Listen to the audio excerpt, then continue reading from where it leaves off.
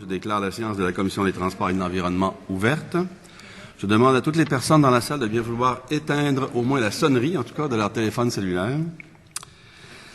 Le mandat de la Commission est de procéder à des consultations particulières et auditions publiques à l'égard du projet de loi numéro 92, loi affirmant le caractère collectif des ressources en eau et visant à renforcer leur protection.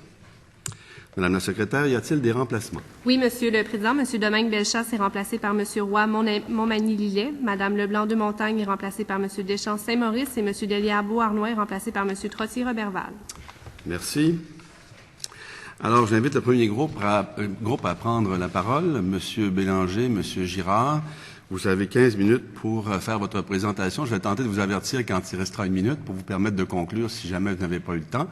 Et je vous demanderai de vous présenter en même temps pour qu'on sache qui est qui. Jean-François Girard, président du Centre québécois du droit de l'environnement. Oui, Michel Bélanger. Monsieur le Président, avant même de commencer, ce matin, dans mon minutage, j'arrivais à peu près 17 minutes. Alors, avec votre permission et les membres de la commission, si c'était possible d'allonger un peu la présentation. La difficulté, Monsieur le Président, Monsieur Girard, c'est que ça coupe sur le temps des parlementaires par la suite, alors c'est un peu difficile. De toute façon, la plupart du temps, si vous n'arrivez pas à terminer, il y a des membres du Parlement qui vont vous donner une chance de pouvoir terminer quelques objets ou sauter un thème que vous pourrez réutiliser par la suite. D'accord. Alors, Monsieur le Président, Madame la Ministre, Monsieur, Dames, les membres, députés et membres de cette commission, nous vous remercions de nous donner l'occasion de nous exprimer encore une fois sur un sujet qui nous intéresse tout particulièrement, soit la gouvernance de l'eau. Je me permets de préciser d'entrée de jeu que ce mémoire a été produit et réalisé par les membres administrateurs bénévoles du CQDE. La situation financière du CQDE étant toujours la même depuis la dernière année et ne nous permet plus d'offrir des services à la population. Ceci étant dit, 8 ans après le rapport de la Commission sur la gestion de l'eau au Québec, la Commission Beauchamp, 6 ans après la politique nationale de l'eau, le gouvernement du Québec nous présente enfin un projet de loi visant à affirmer le caractère collectif des ressources en eau et visant à renforcer leur protection. Le moins qu'on puisse dire, c'est que ce projet de loi était attendu depuis longtemps. C'est fort de son mémoire présenté dans le cadre de la Commission Beauchamp et de son étude de l'évolution du droit depuis que le Centre québécois du droit de l'environnement, le CQDE, désire aujourd'hui commenter le projet de loi 92 que nous avons étudié plus particulièrement à la recherche de précisions sur le statut juridique de l'eau et les conséquences de ce statut sur la gestion de la ressource, l'encadrement légal de la gestion intégrée par bassin versant et la reconnaissance juridique de l'existence du rôle et de la mission des organismes de bassin et la systématisation du droit québécois de l'eau. Notre examen du projet de loi nous laisse à certains égards plutôt perplexes quant à la façon du législateur de répondre à ces enjeux, même si nous convenons que le projet de loi introduit certains concepts et éléments qui méritent effectivement droit de cité dans le régime québécois de protection de l'environnement. Justement, ce régime d'autorisation des prélèvements en eau, commençons par cela, nous constatons qu'à ce jour, en matière de gouvernance de l'eau, il n'existait à peu près pas ou très peu de moyens pour permettre de prévenir les conflits d'usage, particulièrement lorsqu'il est question de prélèvement de l'eau. C'est pourquoi le CQDE estime que l'entrée en vigueur des dispositions prévues aux nouveaux articles 31.74 à 31.87 projetés de la Loi sur la qualité de l'environnement constitue une avancée importante pour le Québec en matière de protection de ses ressources en eau. Le CQDE désire souligner la pertinence de ces dispositions dans le régime québécois de protection de l'environnement, dont plus particulièrement le devoir du ministre d'assurer la protection des ressources en eau, notamment en favorisant une gestion durable, équitable et efficace de ces ressources, ainsi qu'en prenant en compte le principe de précaution et les effets du changement climatique. 2. La possibilité pour le ministre ou le gouvernement d'ajouter des conditions particulières afin de s'assurer d'une protection accrue de l'environnement, des écosystèmes aquatiques ou des milieux humides. 3. La durée de la validité des autorisations qui est limitée à 10 ans. Le CQDE voyant là une évolution majeure dans un régime où les autorisations avaient jusqu'ici vocation perpétuelle. 4. La possibilité pour le ministre ou le gouvernement, selon le cas, de suspendre ou révoquer définitivement une autorisation de prélèvement si les circonstances le justifient. Et 5. La précision selon laquelle toute suspension ou révocation d'une autorisation de prélèvement ne donne lieu à aucune indemnité de la part de l'État.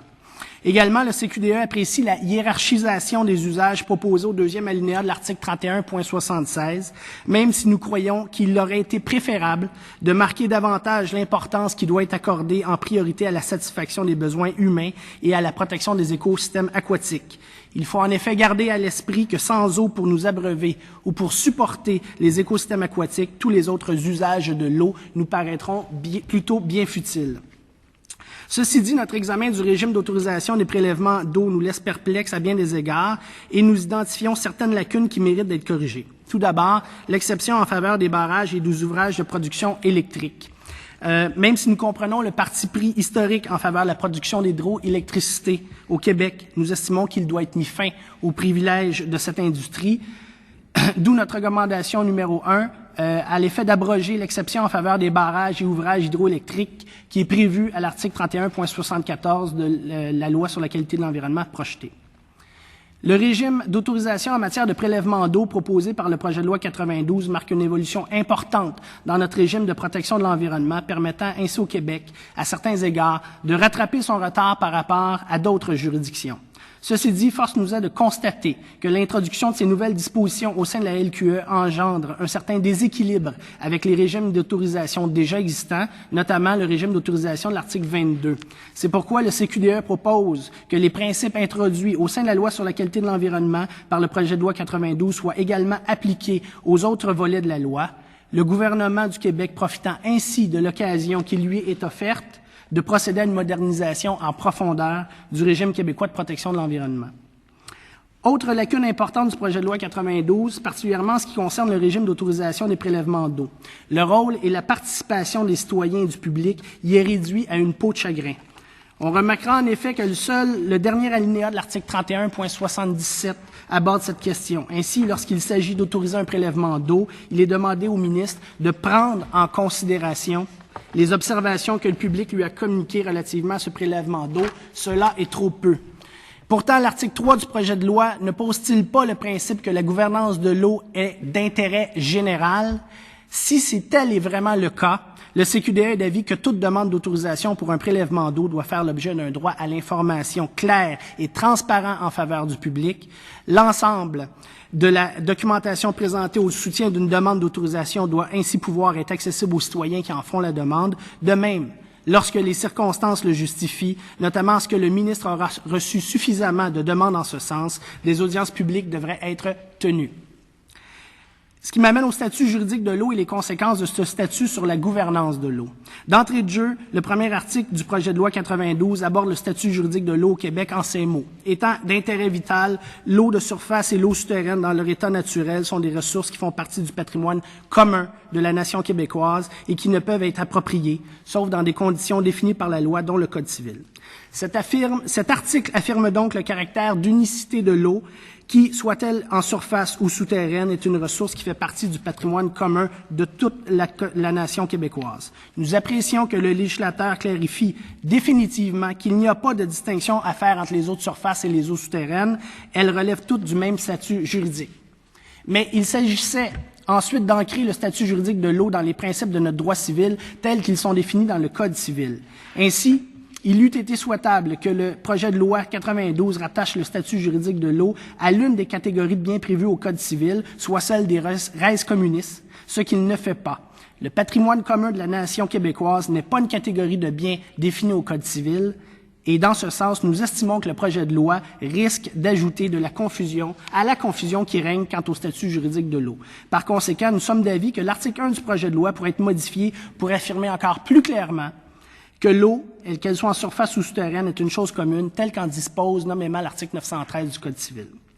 Ce statut de chose commune entraîne cependant des conséquences importantes quant à sa gouvernance. Résumons ainsi la chose. Le bien du domaine public appelle une gestion par l'État, alors que la chose commune appelle une gestion par les usagers de la ressource, ainsi que le reconnaissait avec justesse la politique nationale de l'eau, qui, je cite, nous proposait une meilleure gouvernance de l'eau, vise l'évolution du système actuel de gouverne, notamment par le développement et l'expression d'une vision globale, commune et partagée de l'eau, ainsi que par une plus grande participation des différents usagers à la prise de décision. Cette façon de gouverner s'appuie sur un leadership local et régional des acteurs de l'eau, la responsabilisation des acteurs de l'eau quant à leur propre gestion et aussi sur la coordination et une plus grande imputabilité, le mot est important, dans l'action de l'ensemble des acteurs de l'eau, d'où la gestion par bassin versant. Le CQDE applaudit. Enfin, une loi québécoise confirme que la gestion des ressources en eau doit être réalisée de manière intégrée et concertée à l'échelle des bassins versants. Le projet de loi 92 reconnaît aussi l'existence des organismes de bassin qui, enfin, obtiennent une légitimité législative qui leur faisait, jusqu'à ce jour, cruellement défaut. De même, le projet de loi confirme l'existence des plans directeurs de l'eau, les PDE, qui, par bassin versant, permettront de dresser le portrait de l'eau.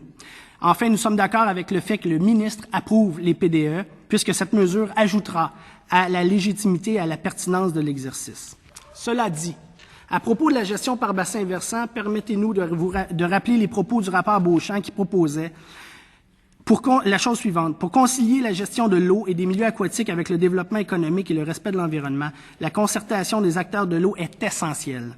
Réunir tous les acteurs de l'eau et des milieux aquatiques dans chaque bassin, leur donner la parole et leur déléguer la responsabilité décisionnelle et les moyens d'action, c'est la base d'un système de gestion intégré. Les acteurs de l'eau sont l'État, les élus locaux, les citoyens, les associations, les usagers industriels, agricoles et touristiques. Le défi de la concertation, c'est d'inventer et de pratiquer une gestion partagée et participative fondée sur le respect des uns et des autres et sur la recherche du consensus. Nous sommes d'avis que le projet de loi 92 s'éloigne de cette proposition qui pourtant avait le mérite d'énoncer tous les éléments essentiels à la réussite d'une véritable gestion par bassin versant au Québec. De fait, l'impression générale qui se dégage du projet de loi 92 nous amène à croire que le rôle des usagers dans la gouvernance de l'eau y est bien mince.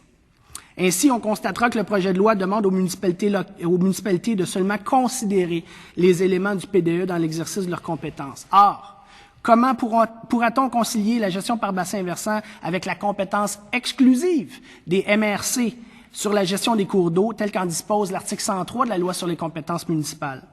Il eût été souhaitable que le projet de loi 92 précise ou formalise davantage la façon d'arrimer la gestion par bassin versant aux compétences municipales.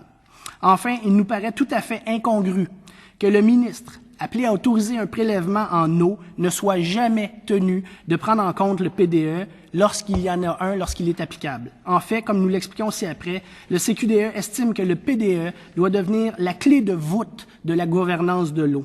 Ce document cristallisant le consensus social autour des objectifs librement négociés et consentis de la gouvernance de l'eau doit rallier tous les usagers et être mis en œuvre par eux.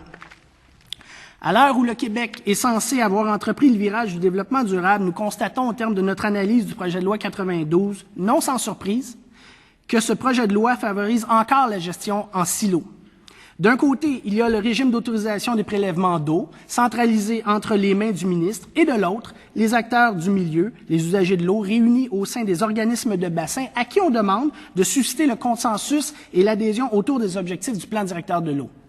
Entre les deux, il y a ce lien ténu du PDE, approuvé par le ministre, sans plus de conséquences.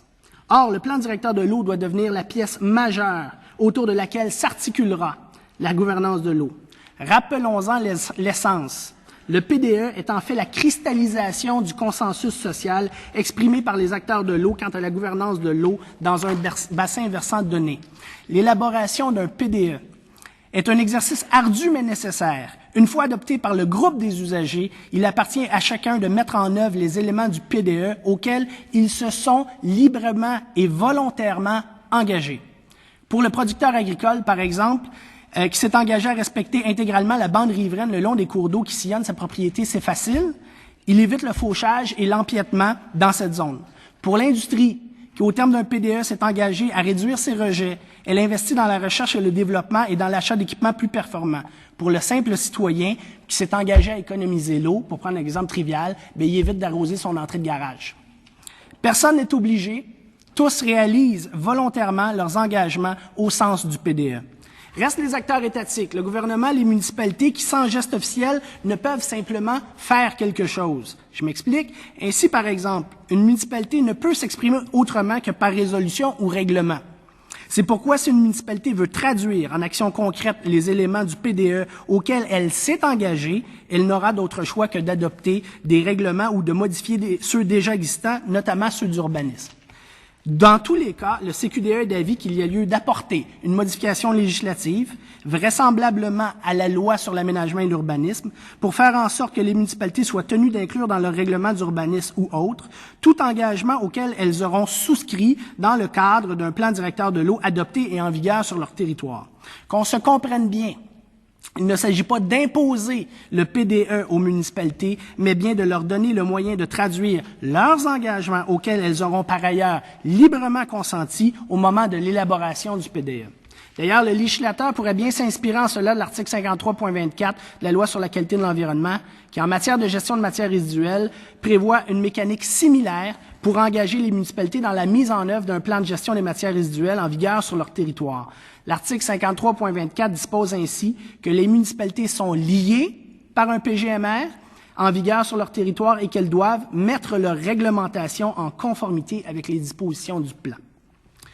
De même en va-t-il du ministre ou du gouvernement qui devrait également être tenu de respecter le plan directeur de l'eau existant lorsqu'ils sont appelés à prendre une décision dans le cadre de l'exercice de leurs compétences, notamment dans le cadre des articles concernant les prélèvements de l'eau. Encore ici, les dispositions de la Loi sur la qualité de l'environnement en matière de gestion des matières résiduelles. On dit qu'il reste 1 minute. Okay. Peuvent nous servir d'inspiration. L'article 53.27 de la Loi sur la qualité de l'environnement prévoit en effet qu'en cette matière, les pouvoirs d'autorisation attribués par la présente loi au gouvernement ou au ministre doivent être exercés dans le respect des dispositions de tout plan de gestion en vigueur sur le territoire d'une municipalité régionale. Rappelons que le ministre approuvera les PDE. Il nous semble n'être que juste une mesure qu'il en respecte ensuite le contenu, particulièrement lors des autorisations de prélèvement d'eau. Et pareil pour le gouvernement. Aussi, le CQDE recommande que l'article 31.77 projeté de la Loi sur la qualité de l'environnement soit modifié afin d'obliger le ministre à respecter, lorsqu'applicable, les dispositions de tout plan directeur de l'eau en vigueur sur le territoire concerné par la décision qu'il s'apprête à rendre en matière d'autorisation de prélèvement d'eau. La même règle doit... Il me reste un paragraphe. Allez-y.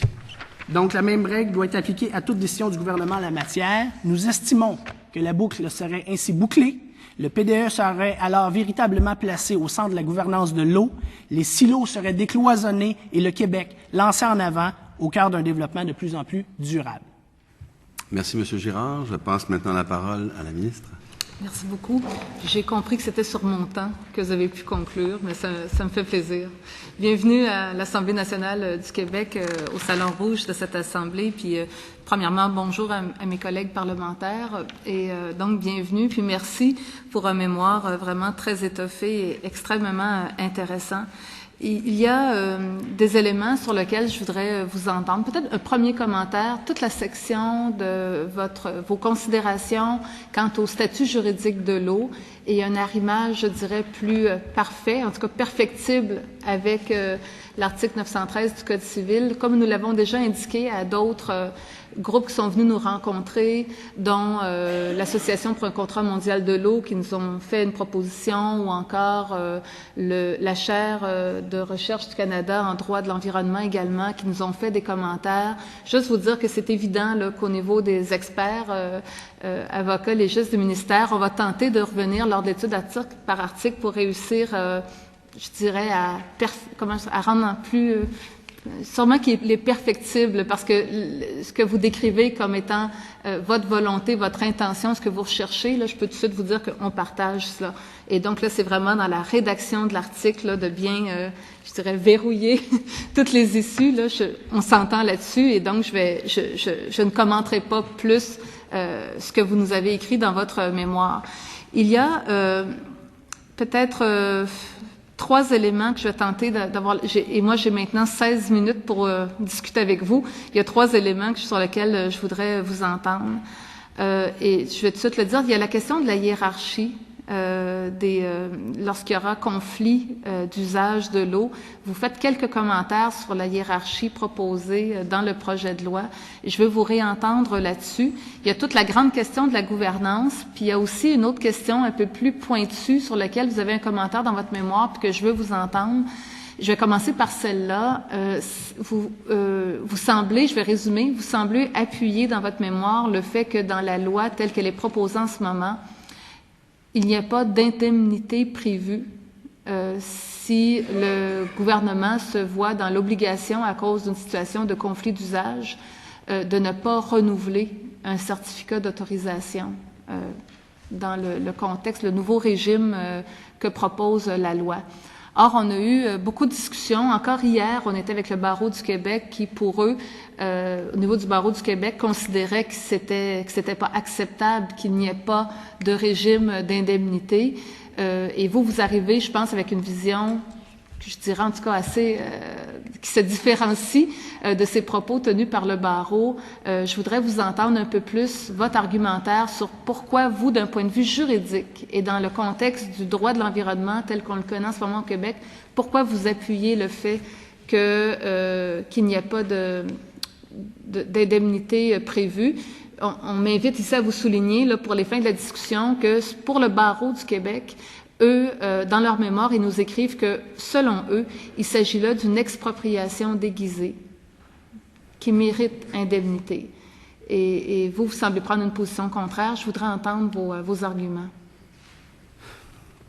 La question de l'indemnité, je vais humblement vous avouer qu'on n'a pas fouillé la question en profondeur. Vous comprendrez on a une tête et il faut se limiter. Ce en quoi elle nous interpellait, c'est quant à l'application des règles de droit international, notamment ce que j'ai en tête, le chapitre 11 de l'ALENA. On sait que, pour ce que j'en comprends, et j'ai pas revisé récemment, là, pour ce que j'en comprends, si il y a une décision d'un organe étatique qui vient limiter l'utilisation qu'un exploitant fait d'une ressource X, Y ou Z, le chapitre 11 de l'ALENA vient préciser ou vient lui donner le droit de poursuivre pour la perte de profit escompté. Je vais vous avouer que la disposition prévue à la loi, au projet de loi 92, personnellement, je la trouve sympathique dans le sens où elle envoie un message disant, nous, on fait fi de ces règles-là. Maintenant, est-ce qu'elles seraient valides et valables en droit international? J'ai pas la prétention d'apporter aujourd'hui une réponse à cet égard-là, où ça sort de mon champ de connaissances. Michel? Oui, moi, je voudrais ajouter peut-être sur la question de l'indemnité. C'est que j'ai l'impression que il y a un nouveau paradigme que vous apportez avec la loi. Par contre, on peut s'ostiner sur les termes, l'intérêt de la nation, l'intérêt général, le bien commun, le res communes, mais à quelque part, je pense le gouvernement a l'intention de s'approprier un mode de gestion qu'il n'avait pas auparavant dans la ressource elle-même. Or, on peut penser que si on révoque une autorisation qui avait été donnée, que les gens avaient l'impression de l'avoir à perpétuité, c'est une autre question et qui pourrait soulever éventuellement d'autres problèmes si on voulait élargir, ce qui, de toute façon, comme on l'a dit, est souhaitable éventuellement. Mais lorsqu'on insère un nouveau régime d'autorisation, lorsqu'on met un terme à ce nouveau régime d'autorisation-là, lorsqu'on connaît les conditions au départ, c'est plutôt un privilège d'exploitation qui est donné aux gens. Et c'est pas un droit qui leur est donné et qui leur est nécessairement acquis. À partir du moment où l'eau est un bien commun, appartient à tout le monde, c'est vrai que le Code civil prévoit qu'il y a un usage, mais il prévoit également qu'on ne doit pas modifier de façon importante en qualité et en quantité. Et c'est jamais très clair, cette mesure-là de quantité et de qualité que le Code civil dit qu'on doit préserver. C'est pas possible d'utiliser de l'eau sans la modifier de près ou de loin dans sa qualité ou sa quantité. À partir de ce moment-là, je pense que le gouvernement se trouve un biais légitime pour tenter d'autoriser ce genre d'atteinte-là en qualité et en quantité, ça lui donnerait également l'autorité de fixer un terme, et ça ne veut pas dire qu'à ce moment-là, il est tenu à vie à octroyer ces usages-là. Moi, je pense que ça s'insérerait. Et ça se défend. Et dans la mesure où on est dans un régime où l'eau est une chose commune, un res communiste, c'est d'autant plus pertinent et cohérent que les droits ne sont pas des droits de propriété parfaits qui s'exercent sur la ressource, bien au contraire, ce sont des droits d'usage et pour lesquels les droits des autres usagers sont égaux et concurrents. Donc, à partir de ce moment-là, et ce qui nous amène à la question de la gouvernance, si le plan directeur de l'eau est placé au cœur de la gouvernance de l'eau, il sera, peut-on espérer ou peut-on croire, il sera prévu à travers ce plan directeur de l'eau les possibilités d'exploitation à des fins de prélèvement d'eau. On aurait évalué cette possibilité-là et on sera en mesure d'admettre un nouvel usager selon des barèmes X, Y, Z, dire, bon, tu peux exploiter jusqu'à tel volume d'eau, ce qui sera fait par le biais de l'autorisation gouvernementale en respect de ce qu'il y a à l'intérieur du plan directeur de l'eau. Ceci dit, une fois que c'est fait, lorsqu'on délivre l'autorisation ou même à l'intérieur du plan directeur de l'eau, il pourrait être prévu que si la situation le justifie, si la situation se modifie, on pourra demander à certains usagers de restreindre leur captage d'eau. Comme vous savez, on a peu de temps. Juste vous dire, ça, c'est de la situation que vous venez de décrire, elle est prévue dans la loi. On se donne, le ministre a le pouvoir, justement, de mettre fin, avant terme, si je peux m'exprimer ici, à un certificat d'autorisation si la situation le justifie. Donc, je voulais juste vous le préciser, qu'on s'est donné cette capacité-là pour le futur. Moi, votre commentaire sur... vous avez utilisé une expression qu'on retrouve à l'avant-dernière page de votre mémoire, cette expression que vous nous suggérez en page 31. Vous dites, si nous, on avait rédigé la loi, vous mettez dans votre premier point cette notion que vous venez de reprendre, que les droits d'usage qui peuvent être exercés sur l'eau sont égaux et concurrents. Et moi, quand j'ai lu cette proposition-là, cet énoncé-là, moi, j'ai cru que ça me ramenait ça me ramène personnellement à la notion de peut-on ou pas mettre une hiérarchie dans les usages de l'eau. La loi propose une certaine forme de hiérarchie. Vous allez même jusqu'à dire dans votre mémoire, on doit mettre cette hiérarchie, dire, et selon moi c'est un peu le cas, mais dire qu'il faut le prévoir dans les plans directeurs de l'eau. Mais cette phrase-là, je veux bien la comprendre, puis vous venez de la réutiliser. Qu'est-ce que vous sous-entendez? Qu'est-ce que ça vient couvrir? La notion des droits d'usage qui peuvent être exercés sont égaux et concurrents. Et moi, je suis pas légiste. Moi, je vois ça comme étant contradictoire avec la loi qui dit qu'il y a une hiérarchie à installer. Lorsqu'on sera devant un conflit d'usage, il y a une hiérarchie dans les droits d'usage de l'eau. Je pense que l'un n'empêche pas l'autre. L'idée étant, la hiérarchie peut proposer une ordonnance ou une priorisation des usages qui doivent être faits de l'eau. Et à l'intérieur des différents paliers de cette hiérarchie-là, on retrouvera des droits qui sont les droits d'usage qui sont égaux et concurrents. C'est-à-dire entre deux industries, il y a équivalence et concurrence. Entre deux agriculteurs, il y a équivalence et cohérence. Mais je reviens à un principe tout à fait, je dirais, fondamental. S'il y a plus d'eau pour abreuver les humains, ça vaut plus la peine de parler de gestion de l'eau. Alors, il me semble que cette hiérarchie-là, que l'on propose d'intégrer dans le cadre général de la gouvernance de l'eau pour qu'elle s'impose justement à tous les usagers de l'eau, que tous les usagers de l'eau approchent leur usage à l'eau à travers ce prisme, à travers ce maillage de la hiérarchisation des usages de l'eau. C'est là que je vous annonçais que j'avais donc une question, c'est que je trouve que dans votre mémoire et tout ça, parfois vous nous parlez de la question de la hiérarchie comme si la loi ne le prévoyait pas, puis d'autres fois vous dites la hiérarchie prévue doit être intégrée, même on doit obliger les plans directeurs de l'eau à en tenir compte. Je veux juste savoir si on se comprend bien.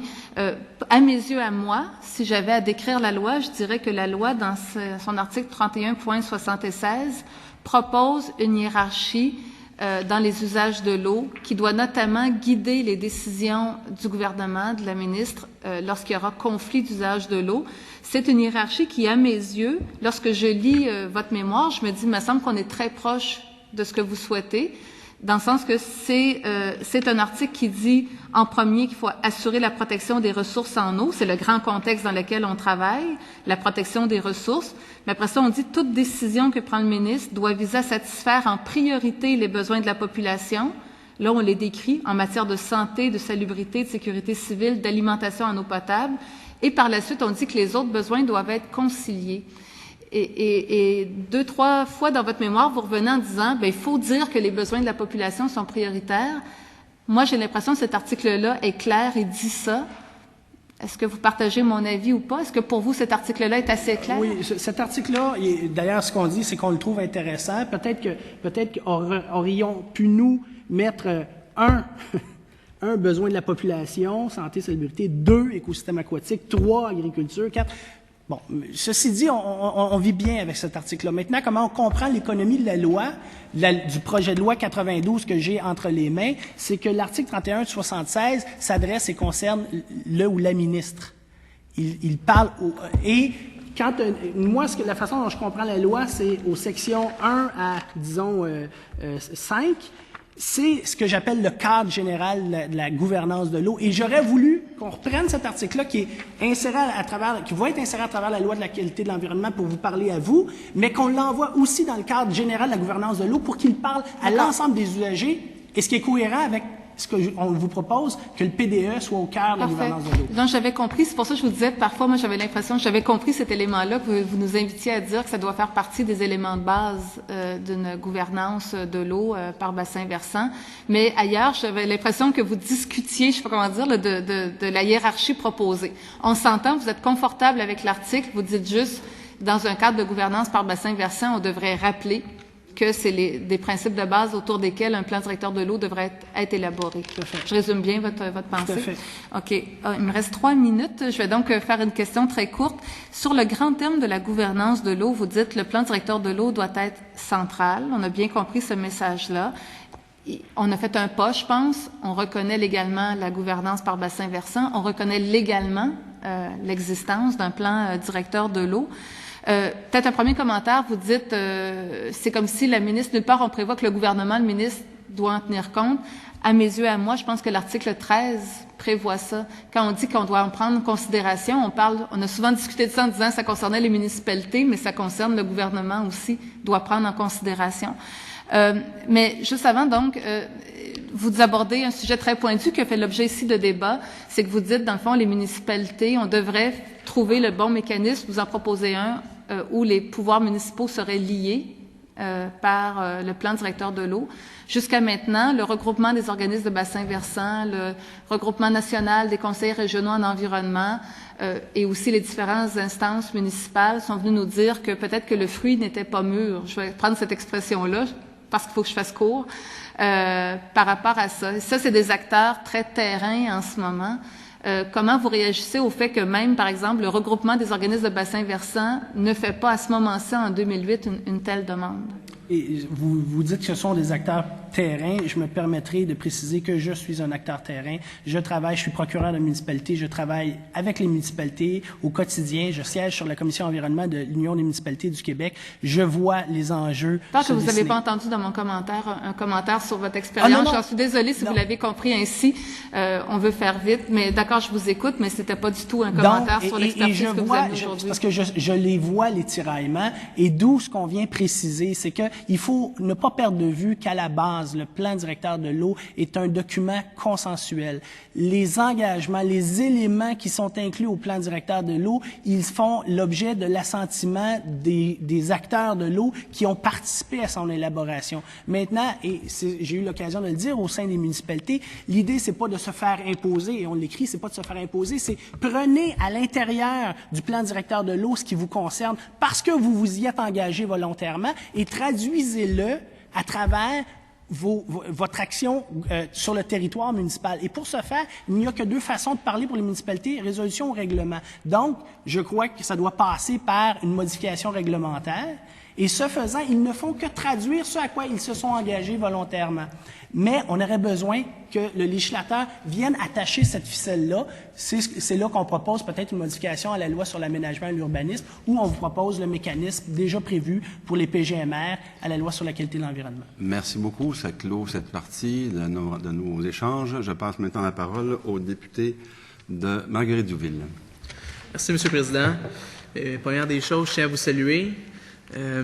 Votre présence ici est excessivement importante. Il est déplorable que vous ayez plus la chance de remplir votre mission première, mais votre expertise en environnement mérite d'être entendue. Puis je pense que c'est important aujourd'hui que vous soyez là entendu sur un projet de loi qui vous concerne.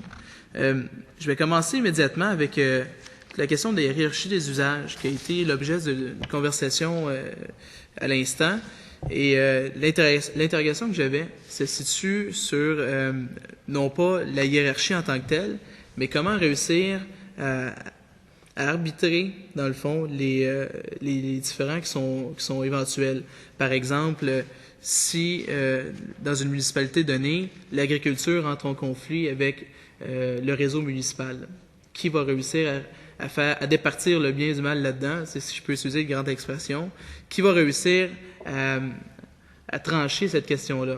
On sait très bien que le réseau municipal, c'est la consommation d'eau potable, mais c'est bien d'autres choses aussi. Ça peut être l'entretien d'une maison, ça peut être laver le pavé uni, c'est comme pour prendre de l'expression que vous avez amenée. D'autres fois, c'est une entreprise qui va être en compétition avec le réseau municipal. Parfois, le réseau municipal va pouvoir aller chercher son eau ailleurs. L'entreprise, elle, ne pourra pas. Écoute, les questions sont abondantes. Comment est-ce qu'on va départir qui a raison là-dedans?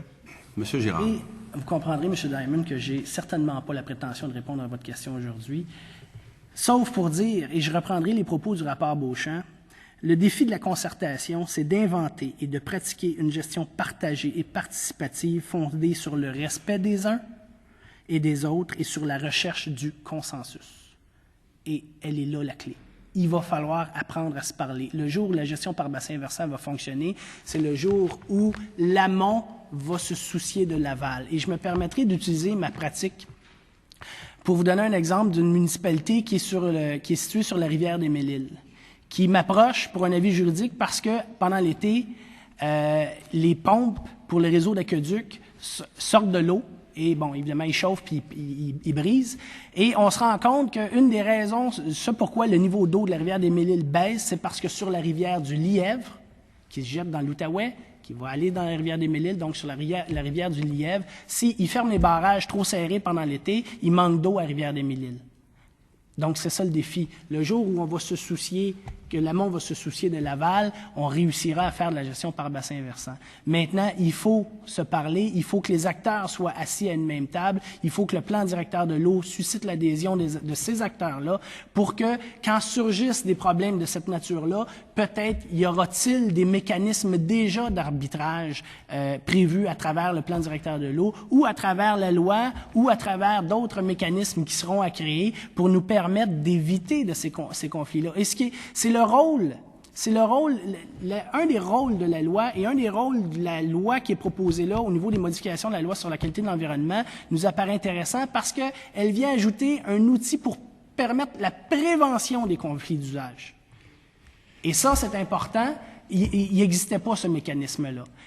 Mais maintenant, comment ça s'articule au jour le jour? Je suis tout à fait d'accord avec vous que le défi, il est grand et considérable. Je peux juste ajouter Allez-y. un élément là-dessus. C'est vrai que si on compare avec la situation actuelle, c'est l'anarchie totale. Donc, c'est clair que c'est déjà une nette amélioration d'au moins se donner un cadre. L'approbation par la ministre, ultimement, peut peut-être permettre d'arbitrer s'il y a eu des éléments mal considérés. Mais vous touchez un point qui est quand même important parce que c'est vrai que si on met les gens autour de la même table et on parle de la même ressource, il y a déjà des usagers qui sont installés, les terrains de golf déjà puisent, les agriculteurs sont à côté. Il y a un arbitrage qui devrait être fait et je lance comme ça parce que ça n'a pas été plus réfléchi, mais on pourrait effectivement imaginer la possibilité que dans des cas de conflit, un mandat puisse être donné au Bureau d'audience publique sur l'environnement, habitué à gérer, parce que vraiment un mandat de médiation pour gérer des acteurs publics, d'intervenants, pour essayer de démêler, de donner une orientation au PDE. Donc oui, il pourrait y avoir ici des mesures de mise en place. Et il faut bien comprendre qu'à l'heure actuelle, on est en train de découvrir ces mécanismes-là d'arbitrage, de prévention et d'arbitrage des conflits d'usage, parce que jusqu'à 30 ans, on peut dire, l'eau, on considérait que c'était une ressource si abondante qu'on ne sentait pas le besoin d'imaginer ces outils-là. Maintenant, on est dedans, là. Monsieur le député de Marguerite-Duville. Je vais, juste avant de commencer les audiences, on s'est discuté un peu, puis je vous avais dit qu'il y avait un élément dans votre mémoire avec lequel j'avais un contretemps, avec lequel j'avais un désaccord, et c'est certainement un élément central qui a fait l'objet de discussion hier avec le barreau et certains autres intervenants, mais précisément, surtout le barreau, sur la question du patrimoine commun de la nation, qui m'apparaît être la pierre angulaire du présent projet de loi. Et je vais vous dire mon point de vue sur cette notion-là, qui est différente de la vôtre, et j'aimerais entendre ce que vous en pensez. Le barreau est venu nous parler de la responsabilité sans faute, qui est un peu ce qu'on propose, de dédommager, de remettre en état un plan d'eau, même si en réalité, il n'y a pas nécessairement eu de faute de la part de l'usager. Et puis, ce serait du nouveau là, dans le Code civil d'amener un élément de responsabilité sans faute si on se réfère à l'article 913. Parce que le Code civil ne prévoit pas ça. Ce qu'ils nous ont dit, c'est que le débat avait déjà été fait, que les juristes s'étaient penchés là-dessus, n'avaient pas retenu l'idée de la responsabilité sans faute. Donc, par souci de cohérence par rapport à notre Code civil, il m'apparaît important que le patrimoine commun ne réfère justement pas exclusivement et explicitement au Code civil. Il peut évidemment y donner un cadre, orienter la jurisprudence, mais il devient plus important d'aller chercher un concept étranger qui est celui du patrimoine commun, qui est un concept européen. Ici, on a surtout parlé du concept français, qui amène un élément supplémentaire de protection, qui différencie évidemment n'importe quel reste communiste de l'eau, qui est un patrimoine commun. Est-ce que vous pensez que c'est absurde d'amener un élément nouveau dans le droit actuel ou, par souci de cohérence, on serait mieux de le faire? Écoutez, s'il est question d'amener un élément nouveau, le CQDE tente toujours de faire preuve d'une grande ouverture d'esprit, puis d'être proactif, puis faire place à l'innovation, bravo. Ceci dit, si on le fait, ce projet de loi-là devra être beaucoup plus rigoureux sur la place de ce nouveau concept-là dans le droit civil. Parce que de l'avis du CQDE, depuis le dépôt de notre mémoire devant la commission Beauchamp, nous considérons que le droit civil, qui est la base de notre droit commun, rappelons-nous la disposition préliminaire du Code civil qui dit c'est la base du droit commun auquel les autres lois peuvent déroger ou ajouter. Donc, mais il faut toujours repartir de cette fondation-là pour tenter de bâtir un édifice cohérent. Et il faudra que le projet de loi, à cet égard-là, soit très clair sur la place d'un concept comme l'intérêt, le patrimoine commun de la nation. Et je me permettrai de dire que dans le projet de loi, simplement à travers ce projet de loi-là, en plus de la notion de patrimoine commun de la nation, on retrouve la notion d'intérêt général, la notion d'intérêt public, puis on retrouve à l'article 7 cette notion d'intérêt de la nation. Alors, on retrouve différentes sortes d'intérêts. Mentionnons que l'article 982 du Code civil nous dit que on peut pas, c'est l'intérêt général, on peut pas modifier un barrage ou un ouvrage qui épuise l'eau si, en fait, on peut demander à la destruction d'un ouvrage qui épuise l'eau ou qui la pollue, à moins que ça soit contraire à l'intérêt général. Donc, on a plein de sortes d'intérêts différents et qui apparaissent à travers notre édifice législatif. Ce que le CQDE dit, ce que le CQDE demande aux législateurs, soyez cohérents à cet égard-là, de sorte que les juristes que nous sommes puissent s'y retrouver à travers ça. J'aimerais ajouter un élément également. Je pense que la définition donnée à res communes ferait la job, si on peut dire, par rapport aux objectifs que vous poursuivez quant à une nouvelle définition de patrimoine commun. Le fait de qualifier le res communes, je pense que déjà on campe la notion de propriété et de droit d'usage par le concept de droit de bien commun. D'ailleurs, si le Code civil fait en sorte que certaines personnes sont venues devant vous autres disant que l'État allait exproprier, par exemple, c'est parce que plus loin, on donne le droit d'usage à quelqu'un qui a une source sur son fonds. Donc, on prend la peine d'ajouter au res communes de l'utilisation qu'on peut faire de ce bien-là dans certaines circonstances. Donc, à quelque part, c'est un droit d'usage qui est donné, mais le bien reste commun. Et la loi sur la qualité de l'environnement, ce qui était... Monsieur Bélanger, je vous prie de conclure rapidement sur votre intervention parce qu'il y a encore des questions des députés de l'Assemblée. D'accord. La réponse finale à votre question, ça se ramène à la loi sur la qualité de l'environnement qui déjà fait de l'environnement un bien sans égard aux propriétaires. Déjà, on a le droit à une injonction pour ordonner la cessation d'une usine qui polluerait un terrain, même privé, sur son territoire. Pourquoi ne pas demander de la même façon réparation du dommage? Je pense que c'est pas un précédent. La loi a déjà campé ces principes-là. Merci, M. Bélanger. Monsieur le député de Marguerite-Duville. Écoutez, M. le Président, je vais céder la parole à mon collègue qui m'avait informé qu'il y avait une série de questions. Je pense que ce sera une conversation à suivre parce que j'ai bien d'autres questions à vous adresser. Merci. Monsieur le député de Montmagny-Lillet. Merci, M. le Président. Messieurs, bonjour. Au même moment où on travaille sur un projet de loi sur l'eau, on travaille sur même projet de loi au niveau de la forêt.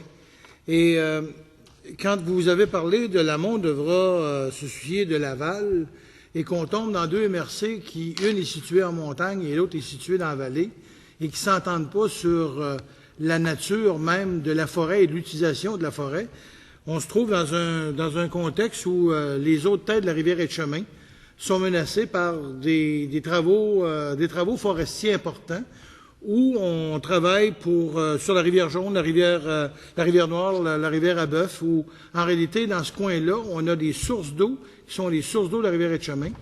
Et on n'a pas tenu compte, et on ne tient pas compte, bien sûr, en faisant les travaux forestiers de la rivière. Donc, en plus d'avoir des éléments sur l'eau, les plans directeurs de l'eau, maintenant, les ministères vont avoir à se parler, eux autres aussi, entre la forêt et l'eau, parce que même eux vont être deux utilisateurs, là. Même eux vont être en contradiction. Ils vont avoir chacun leurs besoins personnels, un pour faire vivre l'industrie et l'autre pour protéger son eau. Et les gens qui vont vouloir protéger l'eau vont dire aux forestiers, tu touches à mon territoire. Donc déjà, je vois pas les conflits, mais je vois quand même certains problèmes qui vont se poser là. Donc comment vous voyez ça sur la même table, là, les forestiers vont être là, puis là, ben, il va y avoir les bassins versants qui vont être là aussi, qui vont dire, attention, là, tu es en train de scraper la rivière en bas pour l'avenir, avec les travaux que tu fais en forêt. Comment on va faire pour concilier les deux? Messieurs, je vous demande de répondre à l'intérieur des 2 minutes qui restent. Imaginez, il n'y avait même pas ces mécanismes-là pour qu'on se parle avant.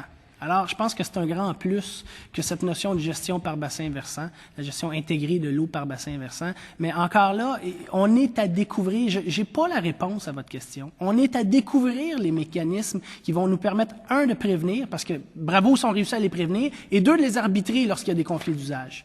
Mais il faut, c'est ce qui est en avant de nous, et c'est là le défi. Je peux pas répondre autrement, Michel. Ben, c'est que ça vise aussi seulement les prélèvements d'eau, et vous avez tout à fait raison que c'est pas juste ça qui porte une atteinte directe au cours d'eau.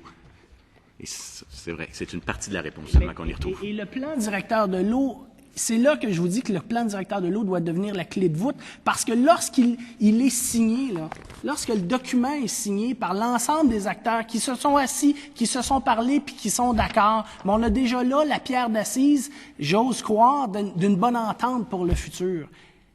Et donc, c'est primordial. Et après ça, une fois que le plan directeur de l'eau existe, il faut que chacun des acteurs et des usagers de la ressource soit appelé à le respecter, soit appelé à le mettre en œuvre dans ses capacités. Est-ce que ça veut dire... Ouais, allez-y, reste quelques secondes. Est-ce que ça veut dire ça que, justement, c'est le plan directeur de l'eau qui va gérer tout, et même le dossier de la forêt, ou si les deux vont être ensemble? Le dossier de la forêt va avoir été intégré au plan directeur de l'eau. C'est un en premier. C'est un phénomène d'ensemble. Mais il faut que vous l'organisiez, que vous l'ordonnanciez. C'est au législateur de faire ça. Si vous voulez que la forêt passe en premier, mettez-le. Merci. Je vais passer maintenant la parole au député de Vachon. Merci, Monsieur le Président. Je ne pense pas que vous ayez, de front, en tous les cas, abordé toute la question de la redevance ou des redevances. Et j'aimerais avoir votre avis sur une question que je me pose depuis le début de cette commission. On peut concevoir, à partir de l'article 1 et des articles subséquents, que l'État devient, de par ce qu'il est, là, le gardien de l'eau. Hein? Il doit quelque part devenir imputable de l'application de la loi, premièrement, et aussi des moyens pour arriver à ce que l'eau soit protégée de la meilleure façon possible. Et je vous demande de réagir à une hypothèse à l'effet que je me pose la question si l'État ne devrait pas s'obliger dans le projet de loi à imposer des redevances. Et j'aimerais avoir votre réaction là-dessus. On a constaté là, effectivement qu'au préambule du projet de loi, il est question des redevances de l'eau, lesquelles sont absentes ensuite du projet de loi en tant que tel. Ceci dit, je pense que c'est l'article 31 de la loi sur la qualité de l'environnement, je ne sais plus quel paragraphe, qui prévoit la possibilité par règlement d'adopter des mécanismes de redevance. Alors, on a considéré que la ficelle était suffisamment attachée pour permettre aux législateurs ou aux ministres de prévoir par règlement l'imposition de redevances. Ceci dit, est-ce que ce serait une bonne idée? Parce qu'un projet de loi de cette nature-là a aussi une fonction pédagogique. Donc, est-ce que ce serait une bonne idée de faire formellement de la notion de redevance un article, une disposition du projet de loi? Parce que votre réponse, votre question ne fait pas référence nécessairement à un concept juridique. Les moyens juridiques pour imposer une redevance sont prévus. À partir du moment où ce que vous dites, est-ce qu'on ne devrait pas le mettre dans la loi comme une obligation? Ça s'adresse plus au niveau politique. Et la question, c'est comment ça se fait qu'on n'est pas capable ou on n'a pas encore été capable de facturer ou de charger une redevance actuellement? C'est exactement le contexte. Vous avez très bien compris le contexte dans lequel je pose la question. L'article 31 auquel vous faites référence est un article qui permet à l'État d'imposer des redevances. Mais nulle part, l'État n'est obligé d'imposer des redevances. Nulle part, l'État ne s'oblige et est imputable devant cette obligation. Et donc, ma question visait très explicitement plus cet aspect obligatoire d'imposition des redevances. La réponse, c'est celle que je commence à donner. C'est sûr qu'à partir du moment où vous estimez qu'il y a un problème qui fait en sorte que le gouvernement n'est pas capable ou ne charge pas la redevance, la solution, c'est qu'effectivement, vous proposez un amendement qui oblige le gouvernement à le faire. C'est que, au plan strictement juridique, il n'y a pas d'autre façon que d'obliger quand une décision n'est pas prise. La question, et j'aime pas la réponse parce que c'est pas un dossier que je connais bien, quelle est l'incapacité qu'est-ce qui fait en sorte que le gouvernement n'a pas encore imposé une redevance jusqu'à maintenant sur les usagers? Est-ce que c'est une question d'arbitrage? C'est une question de, je ne sais pas, mais si effectivement l'opposition ou le gouvernement lui-même veut se lier avec une obligation de le faire, c'est une décision qui est politique de lier le gouvernement avec une obligation de faire quelque chose comme ça. C'est pas du tout juridique. Nous, est-ce qu'il devrait le faire? À partir du moment où tout le monde est d'accord que ça prend une obligation légale. Ce pourquoi je soulève la question devant vous, c'est parce que vous êtes des spécialistes du droit et je me posais la question, est-ce que l'État peut s'obliger à... Et je ne m'attends pas à une réponse politique, je m'attends à une réponse juridique vis-à-vis de cette question-là. Alors, on répondra un peu théoriquement ou un peu mécaniquement. Est-ce que l'État peut s'obliger à... L'État le fait lorsque le texte de loi dit « le ministre doit ». Alors, si l'État veut s'obliger, il faudra que ça soit écrit le ministre ou l'État ou le gouvernement doit. Oui, mais l'État s'est obligé au déficit zéro. L'État était capable de s'obliger à facturer une redevance. C'est ce que je voulais avoir. Merci. Est-ce qu'il y a d'autres questions, M. le député de Roberval? Oui, M. le Président. Tout d'abord, je vous remercie beaucoup de votre mémoire. Je sais que vous aviez des moyens extrêmement limités, mais souvent, il y a des gens qui disent « Ah ben moi, pas les moyens de faire ça, je ne ferai rien ». Je pense que vous méritez nos félicitations d'avoir approfondi à ce point un certain nombre de recommandations, puis c'est tout à votre honneur. Je pense que quand on croit dans quelque chose, je pense qu'il faut qu'on dépasse souvent les considérations financières. Je souhaite par contre que ça puisse s'améliorer quand même. Je pense que ça pourrait aider. En tout cas, vous méritez d'être aidé. On a parlé beaucoup de la question d'arrimer la gestion par bassin versant aux compétences municipales. Je comprends que c'est difficile de trouver la solution miraculeuse par rapport à ça qui va tout régler tous les problèmes. Tout à l'heure, vous avez mentionné l'idée de résolution de conflits. Je pense que ça m'apparaîtrait extrêmement intéressant qu'on puisse avoir un mécanisme local. Mais je sais qu'on est dans le work in progress, là, on invente au fur et à mesure, mais ce serait quoi les conditions gagnantes pour faire en sorte qu'on puisse vraiment arrimer la gestion de bassin versant avec les compétences des municipalités, qui fasse en sorte que ce ne soit pas l'un contre l'autre, que ce soit l'un avec l'autre? Il n'y a pas... dans la pratique que je fais auprès des municipalités, je suis de plus en plus convaincu que la protection de l'environnement au Québec va passer, elle va se faire ou ne se fera pas par les municipalités. Les municipalités détiennent la clé de la protection de l'environnement dans la mesure où elles sont responsables du développement et de l'aménagement du territoire. Une municipalité qui déciderait de bétonner l'entièreté de son territoire, elle a pratiquement les pouvoirs de le faire et on ne parlera plus d'environnement dans cette municipalité-là. Point final. Ceci dit, maintenant, effectivement, le défi encore, il est là à faire en sorte que les municipalités et MRC puissent réussir à se parler. Mais j'ose croire que les enjeux sont suffisamment importants pour qu'on soit capable de trouver, qu'on soit capable d'arriver à ce consensus-là. Parce que ça fait 3 fois qu'on me pose la question, il n'y en a pas de mécanisme, il n'y en a pas de baguette magique. Il va falloir asseoir du monde autour d'une table qui se parle, puis qui trouve le moyen de déterminer comment, pour le futur, ils vont gérer cette ressource-là.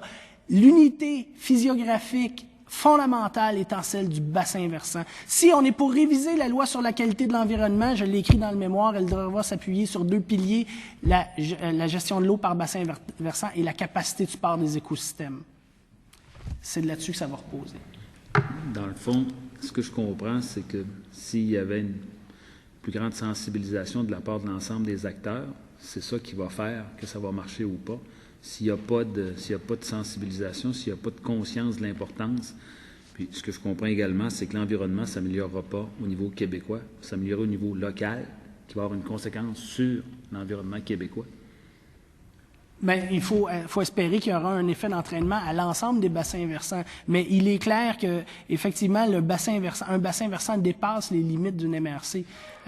Peut-être, des fois, dans ma fièvre, je me dis, peut-être qu'un jour, on va arriver à une MRC par bassin versant, ou une entité par bassin versant, une entité administrative. Peut-être que quand on a créé les MRC, on n'avait absolument pas connaissance et conscience de cette notion de bassin versant-là. Peut-être qu'il faudrait arriver à ça un jour.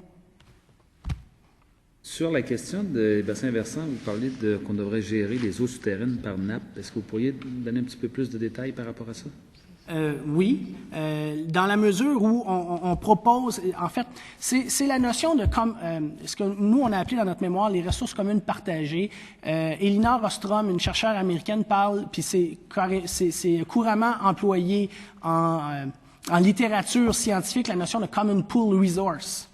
Donc, on identifie une ressource commune dont les usagers se partagent l'usage.